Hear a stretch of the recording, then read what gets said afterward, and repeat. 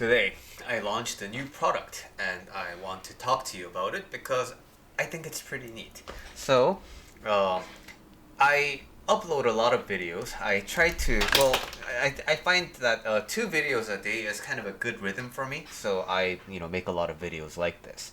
Also, something I do every day is write. And I write some essay of kind in my email list for marketing purposes. So I email it to my subscribers. I also put it on my Substack, which is kind of a website for blogging purposes. And then I also put it on my Reddit profile. So those are the kind of the avenues where I like to publish my writing too. And why this came about is, and why this is so special is, when you're doing email marketing, right?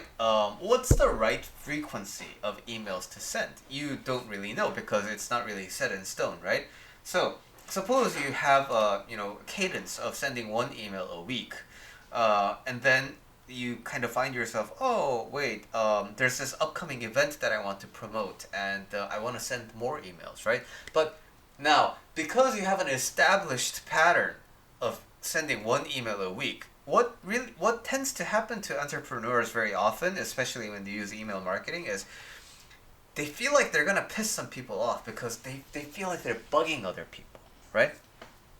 And before my current writing cadence, I used to write like every 2 or 3 days. But you know what? I found that to already be fairly frequent compared to my peers in business. But even then, right, when I needed to talk about something in urgency and I needed to send many emails in a short amount of time, I felt bad because what if I'm spamming other people, and then what if people unsubscribe from my email list and things like that. So, as you know, this channel is all about not suffering. I was suffering from that kind of a belief that I need to be providing always a good experience for everyone. But the thing is, I don't have to, right? If you don't like me, that's not really on me. Probably our styles just don't match. And so if you want to unsubscribe, great. I have no problem with that. And actually, I like it when you unsubscribe from me and you don't like me, because that's so much better than you not liking me and subscribing me and then like putting thumbs down on my stuff and things like that, right? So I learned this the hard way. It's so difficult to care and try to change the minds of people who are set on not liking me. So when I kind of learned that, I let go of all the oh wait, what if, that kind of dilemma, right? And what I started doing was, I'm just gonna start writing every day. Who cares? The people who follow me are intelligent. If they don't like it, they're gonna unsubscribe. If they like it, they're gonna stay. They don't need to read every email, but every once in a while, they're gonna see me in their inbox, and then they're gonna read it, and then they're gonna have a good time if they like me. Again, if they don't, they can unsubscribe. It's fine, right? But a lot of things shifted once I started writing every day, because with the amount of volume of the things that I'm sharing, number one, it became easy for me to reference other ideas that I have, because there always exists a written receipt of me talking about that idea. Also, the more I write about something, the more it's explained why some idea is important to me. So for example, I run a business coaching program. So why do I care about business? I wrote about that in so many different essays. The people who are following up with my writing generally have a clear idea of why business coaching is important to me. I've written tons about meditation. I've written tons about suffering.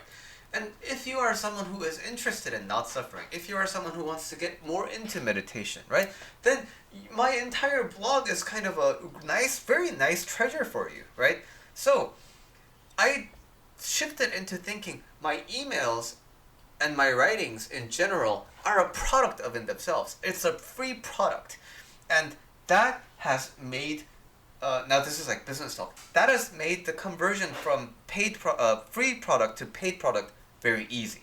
So, in other words, writing every day has actually made my entrepreneurship a lot easier. So, many people, including my peers and my students, want to write like me, because on the receiving end, if you like my work, it's really nice, because isn't it nice to get something from someone you like a lot? So there's this surf channel called OMBE, and I wish they uploaded a new video every 2 hours. I love their content. So it's just kind of like that, and I'm providing that for the people who like my kind of work. So people ask me, Billy, how do I write like you? I want to write every day, but I don't know what to say. And so I think when you're going to commit to writing every day, you need a different approach to writing. Because every day when you try to do a good job at writing something, every day when you try to teach something, every day when you try to have a point, then there's no way around it. You're going to get writer's block. But writing every day is really difficult when you have a writer's block, right? So when you approach writing every day as a practice, you need a very new kind of a perspective on writing itself. And to help you with that, I have a brand new resource called Open-Hearted Writing, 108 Prompts to Share Who You Are as a Person. So here is my new product. It's a ebook with just a few pages, but it has 108 prompts. These are questions that you can answer to get started in your writing. But the prompts itself might not be all that informative, right? Because most of the times it's just a question. So, what's your favorite food? Oh, tofu. Boom. Conversation ended. So, that's not really informative, right? So, how do I go from what's the answer to this personal question? X. How do you go from that to having a very well-formed piece of writing that not only shares the answer, but your perspective and your approach to how you got to liking X? That is what I'm trying to teach you in this $5 resource, Open-Hearted Writing. 108 prompts. That's quite a lot. It actually took me a few weeks to come up with all of them.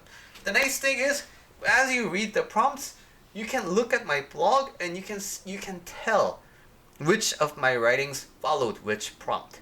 So you have a nice example set that you can follow along with the prompts. So if you are interested in writing, not just because you have a business, but also you may be wanting to journal more, right?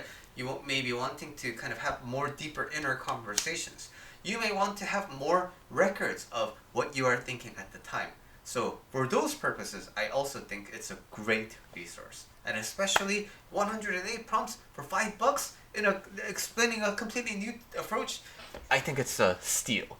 So get it from the link in the description. And thank you very much, as always, to my artist, Riri Vlogly. She's on Twitter, and she also did my artwork for the Action Formula, which is my most popular book.